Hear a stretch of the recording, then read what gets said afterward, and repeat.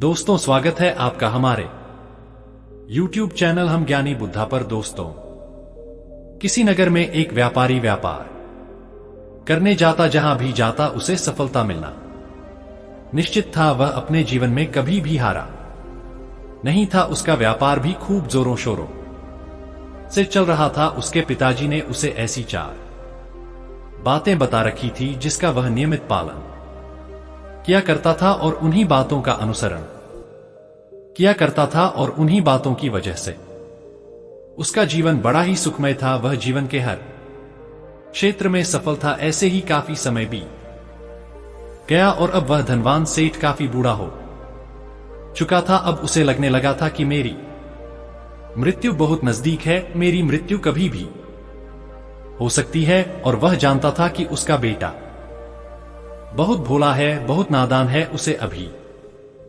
दुनियादारी की समझ नहीं है। इसलिए उसने अपने बेटे को अपने पास बुलाया और अपने बेटे से कहा, बेटा, मैंने अपने पिताजी से 4 बातें सीखी थी और उन्हीं बातों को मैंने अपने जीवन में उतारा। उन्हीं के अनुसरण की वजह से आज मैं अपने जीवन में इतना सफल हूं, अपना जीवन सुखमय पूर्वक बिता रहा हूं। उन्हीं बातों की वजह से आज मैं इतना सुखी हूं, संतुष्ट हूं और इतना धनवान हूं। ना ही कभी मुझे कोई बीमारी हुई और ना ही मुझे कभी कोई धन की कमी हुई। और तुम देख ही पा रहे हो कि मैं इस नगर का सर्वश्रेष्ठ धनवान हूं। लेकिन आज मेरे पास जो कुछ भी है, मैं उससे संतुष्ट हूं, मैं खुश हूं। लेकिन मैं चाहता हूं कि तुम मुझसे भी आगे बढ़ो, तुम और नाम कमाओ, तुम और धन कमाओ, लोग तुम्हारे बारे में जाने, तुम्हें पहचाने, क्योंकि हमारा समय कुछ और था और तुम्हारा आने वाला समय कुछ और ही है। उस धनवान सेठ ने अपने बेटे को अपने और करीब बुलाया और उससे कहने लगा, बेटा, आज मैं तुमको दुनिया की ऐसी 4 महत्वपूर्ण बातें बताने जा रहा हूं जो मुझे मेरे पिताजी ने बताई थी, और इसी के कारण आज मैं इतना सफल हूं। यदि तुमने इन सभी बातों को अपने जीवन में उतार लिया, इनका नियमित तौर पर पालन किया, इनका अनुसरण किया, तो तुम भी अपने जीवन में बहुत धनवान बन जाओगे। अपने जीवन को बहुत सुखमय तौर पर बिताओगे। इन बातों के अनुसरण से ना तो तुम्हारे घर परिवार में कोई दुख आएगा और ना ही तुम्हारे व्यापार में कभी कोई परेशानी उत्पन्न होगी। इतना कहकर धनवान सेठ अपने बेटे को 4 बातें बताना शुरू करता है। वह कहता है, बेटा, सबसे पहली बात है काम पर छाव में जाना और छाव में आना। दूसरी बात, अपने घर के चारों तरफ चमड़े की बाण रखना। तीसरी बात, हमेशा खाने को मीठा करके खाना। और चौथी बात, अपनी पत्नी को हमेशा बांध कर रखना। इतना कहकर वह धनवान सेठ अब निश्चिंत हो चुका था। वह यह जानता था कि उसका बेटा बहुत भोला है। वह अपने पिता की बात अवश्य मानेगा और इन सभी 4 बातों को अपने जीवन में उतारेगा और इनका अनुसरण भी करेगा। देखते ही देखते कुछ महीने बीत गए और फिर एक दिन धनवान सेठ मृत्यु को प्राप्त हो गया। अपने पिता की मृत्यु के बाद उस धनवान सेठ के बेटे ने उन सभी 4 बातों को एक कागज पर लिख लिया ताकि वह उन्हें भूल ना जाए, और उन्हीं बातों को वह अपने जीवन में उतारने लगा। उन 4 बातों का अनुसरण करने लगा। सबसे पहली बात जो उसके पिता ने उससे कही थी, छाव में जाना और छाव में आना, तो उसने अपने घर से लेकर अपनी दुकान तक पूरे रास्ते पर एक टेंट लगवा दिया, क्योंकि उसके पास पैसा तो बहुत था और उसे कोई रोकने वाला भी नहीं था। जब भी कोई उससे पूछता कि आखिर तुमने ऐसा क्यों किया, तो वह उसके जवाब में बस इतना ही कहता कि मेरे पिताजी ने मुझसे ऐसा ही करने को कहा है। इसके बाद उसने अपने पिता की अगली बात का अनुसरण किया। उसने अपने घर के दोनों तरफ चमड़े की एक दीवार खड़ी करवा दी। इसे देखकर आसपास के लोग बहुत क्रोधित हो गए। वे लोग उससे झगड़ा करने पर भी उतर आए। कई लोगों ने तो यह तक कह डाला कि आखिर तुमने ऐसा क्यों किया, चमड़े की दीवार तुमने क्यों खड़ी करवा दी। चमड़े से बहुत बदबू आती है और इससे हमें तकलीफ होती है, इसे आज ही निकलवा दो। लेकिन कोई उसका कुछ भी ना बिगाड़ सका, क्योंकि उसके पास बहुत पैसा था। इसलिए कोई भी व्यक्ति उसका ज्यादा समय तक विरोध ना कर सका और उसने भी मन बना लिया था कि वह अपने पिता की सभी बातों को पूरे दिल से मानेगा।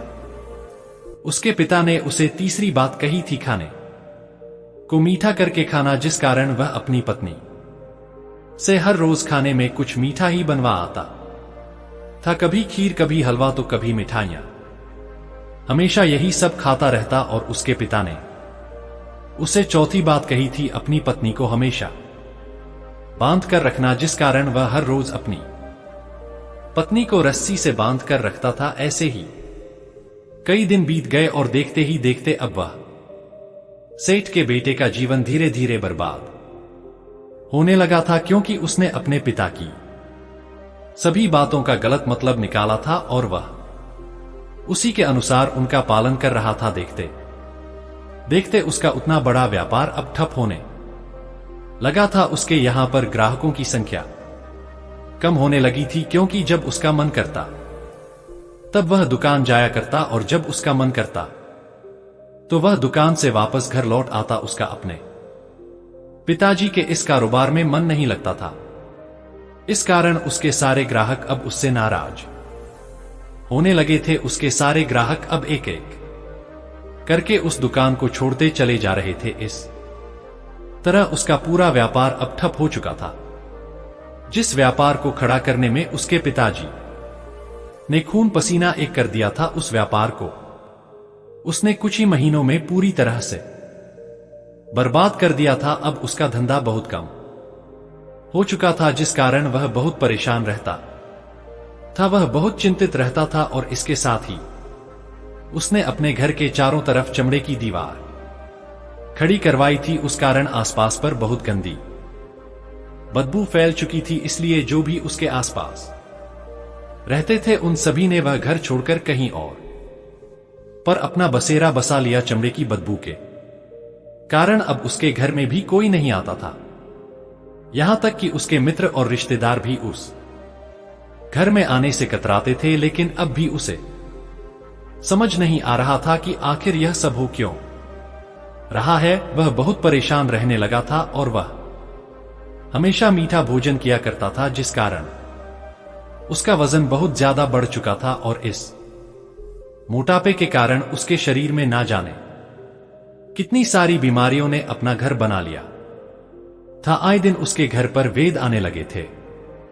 इन्हीं कारणों से अब उसका पैसा भी इन चीजों में बर्बाद होने लगा था। और अपने पिता की चौथी बात उसने मानी थी, वह थी अपनी पत्नी को बांध कर रखता, जिसकी वजह से उसकी पत्नी उससे नाराज हो गई और वह घर छोड़कर अपने मायके लौट गई। उसने अपनी पत्नी को मनाने की कोशिश की, तरह तरह के उपाय किए, लेकिन उसकी पत्नी नहीं मानी। और वैसे भी कोई भी स्त्री ऐसे मर्द के साथ क्यों रहना चाहेगी जो उसे बेवजह ही बेबात पर बांध कर रखता हो। देखते देखते अब वह सेठ के बेटे का पूरा जीवन बर्बाद हो चुका था। ना तो अब उसके पास व्यापार बचा था, ना ही धन, ना ही उसकी पत्नी और ना ही वह रिश्तेदार जो पैसों के लिए उसके आसपास घूमा करते थे। और अब उसका स्वास्थ्य भी ठीक नहीं रहता था, जिस कारण वह बहुत चिंतित रहने लगा था,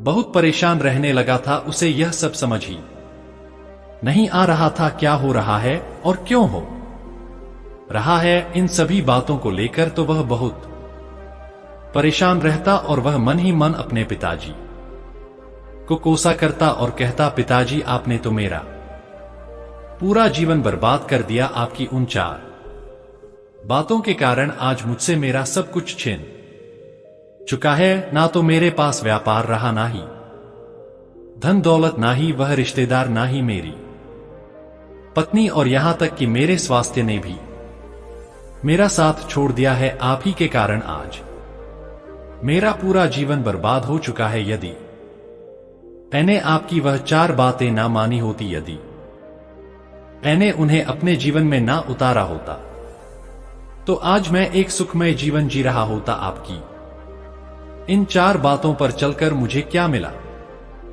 मैंने एक आज्ञाकारी बेटे की तरह आपकी सारी बातें भली भांति मानी, उन पर यकीन किया, उनका अनुसरण किया, लेकिन मैं ही मूर्ख था जो मैंने आपकी उन बातों पर आंख बंद करके यकीन कर लिया। इतना कहकर वह फूट फूट कर रोने लगा। तभी उसे एक दिन पता चला कि उसके पास के नगर में एक साधु आए हुए हैं और वह साधु सभी की समस्याओं का हल बताते हैं।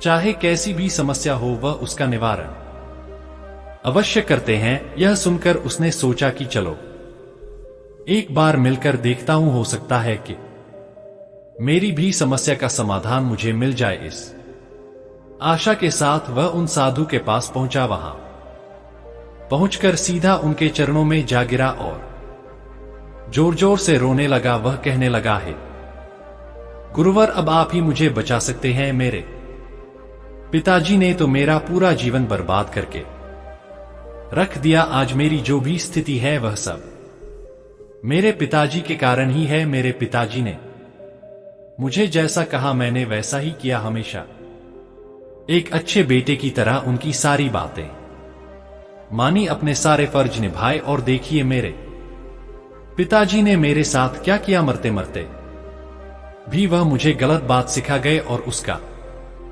खामियाजा मुझे आज भुगतना पड़ रहा है, क्योंकि मैंने उनकी सभी बातों को अपने जीवन में उतारा, उनका अनुसरण किया। और देखिए आज मेरे साथ क्या हो गया। मेरा तो पूरा जीवन ही बर्बाद हो गया। मैं अब तक यह नहीं समझ पाया कि मेरे पिताजी ने मेरे साथ ऐसा क्यों किया। क्या मैंने उनके साथ कुछ गलत किया था? इतना कहकर वह उन साधु के सामने और भी जोर जोर से रोने लगा। तभी वह साधु महाराज उस सेठ के बेटे से कहते हैं, बेटा चुप हो जाओ, पहले मुझे अपनी सारी बात तो बताओ। आखिर तुम्हारे साथ क्या हुआ है? तुम इस तरह से क्यों रो रहे हो? तुम्हारी इस परेशानी का क्या कारण है? उन साधु के इतना कहने पर उस सेठ के बेटे ने पर्ची उस साधु के हाथ में रख दी, जो उसने अपने पिता की मृत्यु के बाद लिख रखी थी, जिसमें उसने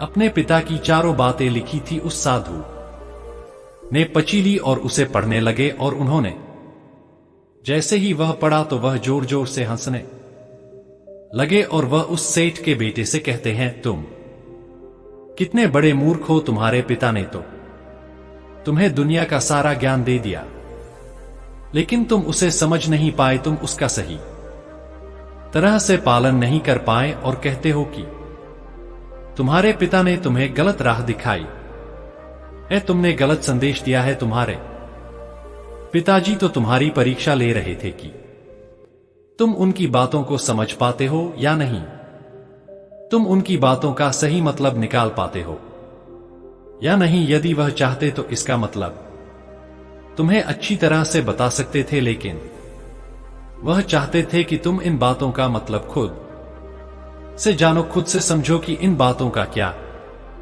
अर्थ है। लेकिन अब तो ऐसा प्रतीत होता है कि श्रीमान तुम्हारी बुद्धि बिल्कुल भ्रष्ट हो चुकी है। तुमसे बड़ा मूर्ख मैंने आज तक नहीं देखा, जिसके पास दुनिया का इतना बड़ा ज्ञान हो। वह भला इतनी बड़ी मूर्खता कैसे कर सकता है? तुम्हारे पास कोई ज्ञान नहीं है, तुमने कोई भी ज्ञान अर्जित ही नहीं किया। अगर तुम इन बातों का सही मतलब समझ चुके होते तो तुम भी अपने जीवन में अपने पिता की तरह ही सफल होते, खुश होते और तुम्हारा जीवन सुखमय तरह से बीत रहा होता। लेकिन तुम इतने बड़े मूर्ख हो कि तुमने अपने पिता की बातों का गलत मतलब निकाल लिया। उन बातों के मतलब के बारे में तुमने सोचा तक नहीं। उन्होंने जैसा कहा तुमने वैसा करना शुरू कर दिया। यदि तुम्हें उन बातों का अर्थ नहीं पता चल रहा था तो तुम किसी ज्ञानी से मिल सकते थे, तुम उससे उस बात का मतलब निकाल लेते। लेकिन जैसा तुमने अपने पिता की इन बातों को समझा है, इसका मतलब वैसा नहीं है। इस पर वह धनवान सेठ का बेटा कहता है, हे गुरुवर, आप क्या कहना चाहते हैं? क्या मैं अपने पिता की बातों को सही नहीं समझ रहा और वैसे भी इसमें समझने लायक है क्या? उन्होंने तो सब कुछ साफ साफ ही बताया था और मैंने उन्हें अपने जीवन में उसी तरह से उतार लिया, तो फिर मैंने गलत क्या किया है? इस पर गुरुवर एक बार फिर मुस्कुराने लगे और उस सेठ के बेटे से कहते, बेटा, यह जो बातें लिखी गई हैं, इन बातों के पीछे एक गहरा अर्थ है जिसे तुम समझ नहीं पाए। इसी कारण वश तुमने यह मूर्खता कर दी और इसी कारण वश तुमने अपना पूरा जीवन बर्बाद कर लिया। लेकिन अब भी कुछ नहीं बिगड़ा, अब भी तुम्हारे पास बहुत समय है। यदि तुम चाहो तो अब से मेहनत करके भी तुम अपने जीवन में एक बार फिर से वह खुशहाली, वश, समृद्धि, सब कुछ हासिल कर सकते हो। इस पर वह सेठ का बेटा कहता है, ठीक है, कृपया करके मुझे उन चारों बातों का मतलब समझाइए। आखिर उन 4 बातों का क्या अर्थ है? इस पर साधु सेठ के बेटे को कहते हैं, तुम्हारे पिताजी ने तुमसे कहा था काम पर छाव में जाना और छाव में आना। इसका मतलब यह है, सूर्य निकलने से पहले ही तुम दुकान पर पहुंच जाना और सूर्यास्त होने के बाद ही तुम वापस घर आना, जिससे तुम्हें दुकान पर अधिक से अधिक समय मिल पाएगा। तुम उस काम को अच्छी तरह समझ पाओगे, उस काम को अच्छी तरह से कर पाओगे, उस काम को बढ़ाने में तुम अपना दिमाग लगा पाओगे और तुम अपने काम में तरक्की कर पाओगे। लेकिन तुमने तो इसका गलत ही मतलब निकाल लिया। तुमने तो अपने घर से लेकर दुकान तक एक ऐसा टेंट लगवा दिया जिससे तुम छाव में आ सको और छाव में जा सको। अब तुम ही बताओ, क्या तुमने अपने पिताजी की इन बातों का सही मतलब समझा था? यह सुनकर वह सेठ का बेटा जोर जोर से रोने लगा और कहने लगा, है गुरुवर, मेरी ही गलती थी। मैंने अपने पिता की इन बातों का गलत मतलब निकाला और इसी कारणवश आज मैं पूरी तरह से बर्बाद हो चुका हूं। मैं ही सबसे बड़ा मूर्ख था। मेरे पिताजी ने तो मुझे इतना महत्वपूर्ण ज्ञान दिया, लेकिन मैं उस हीरे को पत्थर समझ बैठा। आगे वह सेठ का बेटा उन गुरुवर से कहता है कि गुरुवर, दूसरी बात क्या है? उसका अर्थ क्या है? आगे गुरुवर दूसरी बात का अर्थ समझाते हुए कहते हैं, चमड़े की दीवार करवाना। इसका अर्थ यह है कि तुम अपने घर में कुत्ता या बिल्ली पालना। जब तुम अपने घर में कुत्ता बिल्ली पाल लोगे तो यह तुम्हारे घर की चारों ओर से रक्षा करेगा, जिससे तुम्हारी धन दौलत पूरी तरह से सुरक्षित रहेगी और तुम बेफिक्र होकर दुकान पर मन लगा सकोगे, बेफिक्र होकर दुकान के कामों को समझ सकोगे और तरक्की कर पाओगे। और तुम्हारे मन में कभी यह भी डर नहीं होगा कि कहीं कोई चोर आकर मेरी संपत्ति ना चुरा ले। चमड़े की दीवार करवाने का असली मतलब यह है, लेकिन तुमने तो चमड़े की दीवार करवाने का मतलब कुछ और ही निकाल दिया।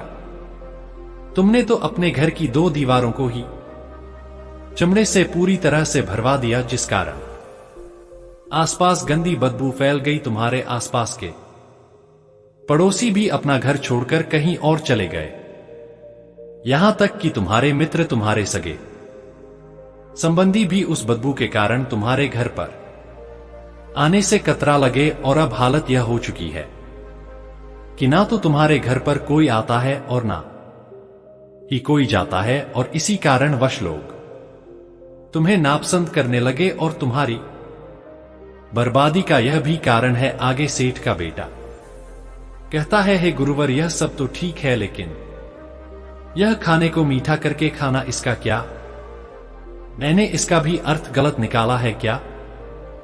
मैंने तो अपने पिता की बातों के कहे अनुसार ही हर रोज मीठा खाया, और आज देखिए मेरा शरीर कितना वजनदार हो चुका है, जिस कारण मुझे अनेक प्रकार की बीमारियों ने घेर रखा है। क्या मैं इस बात को भी गलत समझ रहा था? इस पर वह साधु उस सेठ के बेटे से कहते हैं, हां, तुमने इस बात का भी गलत मतलब ही निकाला है। मीठा करके खाने का अर्थ यह है कि जब भी तुम्हें भूख तेजी से लगे तभी तुम्हें भोजन करना है, ना उसके पहले और ना उसके बाद। अन्यथा यदि तुम्हें भूख ना लगी होगी और तुम्हें भोजन मिल जाए तो तुम उस भोजन की कभी कदर नहीं करोगे। वह रोटी तुम्हें कभी मीठी नहीं लगेगी, फिर चाहे वह भोजन कितना भी स्वादिष्ट क्यों ना हो, चाहे भोजन कितना भी लाजवाब क्यों ना हो, तुम उसकी कदर कभी नहीं कर पाओगे, तुम उसका सम्मान कभी नहीं कर पाओगे। किंतु जब एक व्यक्ति को जोरों की भूख लगी होती है तो उसके सामने यदि तुम सूखी रोटी भी रख दो तो भी वह उसके लिए किसी पंचमेल से कम नहीं है। वह उसे प्रेम पूर्वक खाता है, उसका आदर करता है, उसका सम्मान करता है और वह रोटी उसे मीठी लगती है। इसीलिए तुम्हारे पिताजी ने यह कहा था कि भोजन मीठा करके खाना, जिससे तुम्हारा स्वास्थ्य भी अच्छा रहेगा। क्योंकि जब एक व्यक्ति को भूख लगी होती है और उस समय पर जब वह भोजन करता है तो वह उसके लिए एक अमृत समान होता है, और वहीं पर जब किसी व्यक्ति को भूख ना लगी हो और ऐसे समय पर वह भोजन करता है तो वह उसके लिए विष समान है। वह उसे बहुत नुकसान पहुंचा सकता है। लेकिन तुमने तो इसका भी गलत मतलब निकाला था। तुम हर रोज मीठा खाने लगे, जिस कारण तुम्हारा वजन बढ़ने लगा और इसी कारण वश तुम्हारे शरीर में अनेक रोग ने अपना घर बना लिया और यह तुम्हें मृत्यु के करीब ले जा रहा था। इसलिए आज से जब भी तुम्हें जोरों की भूख लगे तभी भोजन करना तुम्हारे लिए अत्यधिक फायदेमंद होगा और तुम्हारे शरीर को हमेशा निरोगी बनाने में तुम्हारी मदद करेगा। और जब भी तब भोजन की आवश्यकता ना हो, तुम्हें भूख ना लगी हो, ऐसे समय पर भोजन कभी ना करना। यह तुम्हारे लिए बहुत नुकसानदायक साबित होगा और यही तुम्हारी तीसरी गलती थी जिस कारण तुम्हारा पूरा जीवन बर्बाद हो रहा था। आगे सेठ का बेटा कहता है, चौथी बात तो बिल्कुल साफ लिखी गई है, अपनी पत्नी को हमेशा बांध कर रखना। तो इसका अर्थ भी कुछ और है क्या? मैंने इसका भी गलत मतलब निकाला है। इस पर साधु कहते हैं, हां बेटा, अपनी पत्नी को बांध कर रखने का अर्थ यह नहीं है कि तुम रोज रस्सी से बांध कर रखो, बल्कि इसका अर्थ तो यह है कि जब भी तुम दोनों के बीच में कोई आपसी मतभेद हो जाए, कुछ नोक-झोंक हो जाए, तो तुम अपनी पत्नी पर हाथ मत छोड़ना। जब तक एक स्त्री का पति उसके साथ रिश्ते में बंधा होता है तो वह अपने रिश्तों में बंध जाती है और वह अपने रिश्ते को पूर्ण तरीके से निभाने का हर मुमकिन प्रयास करती है। और ऐसे समय पर यदि तुम्हारे बीच कुछ नोक-झोंक हो जाए, कुछ गलतियां हो जाएं, और ऐसे समय पर तुम उस स्त्री का हाथ नहीं छोड़ते तो वह तुम्हें छोड़कर कभी नहीं जाएगी। लेकिन इसका अर्थ यह भी नहीं है कि तुम अपनी पत्नी पर अत्याचार करो, बल्कि तुम्हारे पिताजी यहां पर कहना चाहते थे कि जो भी कोई व्यक्ति तुम्हारे साथ किसी रिश्ते में जुड़ा हुआ है, उसे अपने रिश्ते में इस तरीके से बांध लो कि वह तुम्हारे साथ झगड़े और नोक-झोंक के बाद भी नुकसान ना पहुंचा सके, वह तुम्हारे साथ कुछ गलत ना कर सके और तुम्हारा फायदा ना उठा सके। अपने